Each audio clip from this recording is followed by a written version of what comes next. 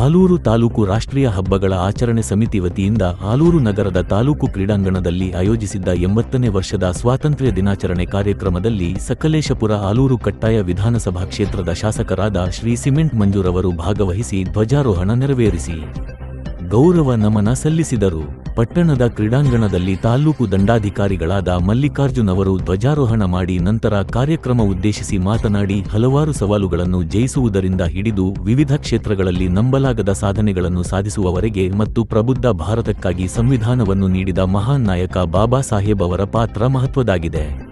ಅಲ್ಲದೆ ನಮ್ಮ ಸಂವಿಧಾನ ಕೇವಲ ದಾಖಲೆಯಲ್ಲ, ಇದು ನಮ್ಮ ಪ್ರಜಾಪ್ರಭುತ್ವ ರಾಷ್ಟ್ರದ ಆತ್ಮವಾಗಿದೆ. ಎಲ್ಲರಿಗೂ ನ್ಯಾಯ, ಸಮಾನತೆ ಮತ್ತು ಸ್ವಾತಂತ್ರ್ಯವನ್ನು ಖಾತ್ರಿಪಡಿಸುತ್ತದೆ.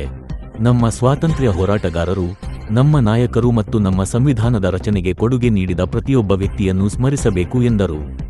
ತಂತ್ರಜ್ಞಾನ ಕಾರ್ಯಾಗಾರಗಳು, ಸಂವಹನಗಳು, ತರಬೇತಿ ಕಾರ್ಯಕ್ರಮಗಳು, ಪ್ರದರ್ಶನಗಳು ಮತ್ತು ಇತರ ಕಾರ್ಯಕ್ರಮಗಳ ಸಂಘಟನೆಗೆ ಭಾಗಶಃ ಆರ್ಥಿಕ ನೆರವು ಮತ್ತು ಕೈಗಾರಿಕಾ ಸಂಶೋಧನೆ ಮತ್ತು ತಾಂತ್ರಿಕ ನಾವೀನ್ಯತೆಗಳಿಗೆ ಸಂಬಂಧಿಸಿದ ವಿಷಯಗಳ ಕುರಿತು ಉಪಯುಕ್ತ ಒಳನೋಟಗಳನ್ನು ಅಭಿವೃದ್ಧಿಪಡಿಸಲು ಮತ್ತು ಇಂದಿನ ವ್ಯಾಪಾರ ಪರಿಸರ ವ್ಯವಸ್ಥೆಯಲ್ಲಿ ಸ್ಪರ್ಧಾತ್ಮಕವಾಗಿ ಉಳಿಯಲು ಪರಿಕರಗಳು ಮತ್ತು ತಂತ್ರಗಳನ್ನು ವಿಕಸಿಸುವಲ್ಲಿ ಸಹಾಯ ಮಾಡುವ ಉದ್ಯಮ.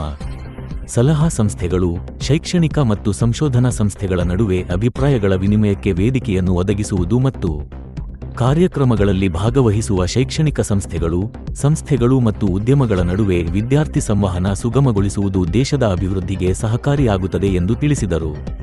ಕಾರ್ಯಕ್ರಮವನ್ನು ಸಕಲೇಶಪುರ ವಿಧಾನಸಭಾ ಕ್ಷೇತ್ರದ ಶಾಸಕರಾದ ಸಿಮೆಂಟ್ ಮಂಜು ಅವರು ಉದ್ಘಾಟಿಸಿ ನಂತರ ಮಾತನಾಡಿ, ವಿದ್ಯಾರ್ಥಿಗಳು ಭವಿಷ್ಯದವರು ಎಂಬುದನ್ನು ನೆನಪಿನಲ್ಲಿಟ್ಟುಕೊಂಡು ನಮ್ಮ ಸ್ವಾತಂತ್ರ್ಯ ಹೋರಾಟಗಾರರು ಕಂಡ ಭವಿಷ್ಯ ಪ್ರತಿಯೊಬ್ಬ ಪ್ರಜೆಯೂ ನಮ್ಮ ಸಂವಿಧಾನದ ಮೌಲ್ಯಗಳನ್ನು ಎತ್ತಿ ಹಿಡಿಯುವುದರೊಂದಿಗೆ ರಾಷ್ಟ್ರದ ಬೆಳವಣಿಗೆಗೆ ಕೊಡುಗೆ ನೀಡುವಂತಾಗಬೇಕು.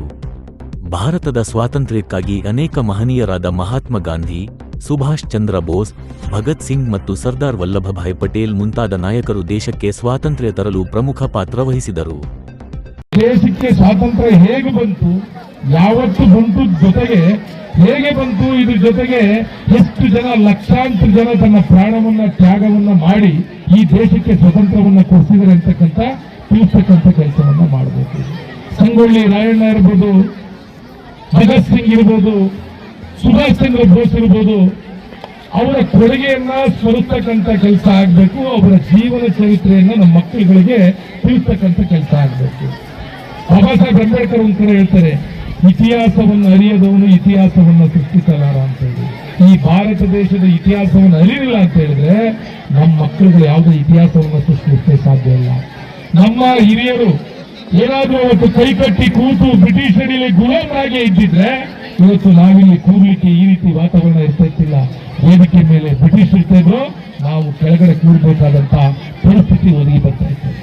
ನಮ್ಮ ಹಿರಿಯರು, ಇದು ನಮ್ಮ ದೇಶ, ಇದು ನಮ್ಮ ಊರು, ನಾಗಾಕೆ ಬ್ರಿಟಿಷರ ಅಡಿಯಾಳ ಆಗ್ಬೇಕು ಅಂತಕ್ಕಂಥ ಉದ್ದೇಶದಿಂದ ಅವತ್ತು ತನ್ನ ಜೀವಗಳನ್ನ ಬಲಿದಾನ ಮಾಡಿ ಈ ದೇಶಕ್ಕೆ ಸ್ವತಂತ್ರ ಕೊಡಿಸ್ತಕ್ಕಂಥ ಕೆಲಸವನ್ನ ಮಾಡಿದ್ದಾರೆ.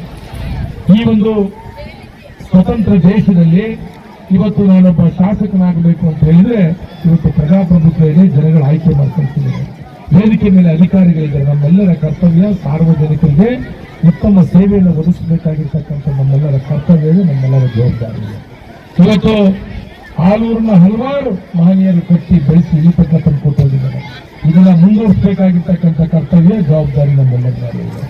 ಇವತ್ತು ವಿದ್ಯಾರ್ಥಿಗಳಿಗೆ ನಾನು ಮನವಿನ ಮಾಡ್ತೀನಿ, ತಾವು ಕಲಿತಂತ ಶಿಕ್ಷಣ ಈ ದೇಶದ ಅಭಿವೃದ್ಧಿಗೆ ಪೂರಕ ಆಗಬೇಕು. ತಾವು ಕಲಿತಂತ ಶಿಕ್ಷಣ ಈ ದೇಶದ ಸಂಸ್ಕಾರವನ್ನ ಬೇರೆ ದೇಶದವರು ತಿರುಗಿ ನೋಡ್ತಕ್ಕಂಥ ಶಿಕ್ಷಣ ಆಗಬೇಕು. ತಾವು ಕಲಿತಂತ ಶಿಕ್ಷಣ ಕೇವಲ ತನ್ನ ಉದ್ಯೋಗಕ್ಕೋಸ್ಕರ, ತನ್ನ ಕುಟುಂಬಕ್ಕೋಸ್ಕರ ತಾವು ವಿದ್ಯೆಯನ್ನು ಕಲಿತಿ ಅಂದ್ರೆ ಖಂಡಿತವಾಗಿಯೂ ಕೂಡ ಅದು ಉಪಯೋಗ ಆಗಲ್ಲ.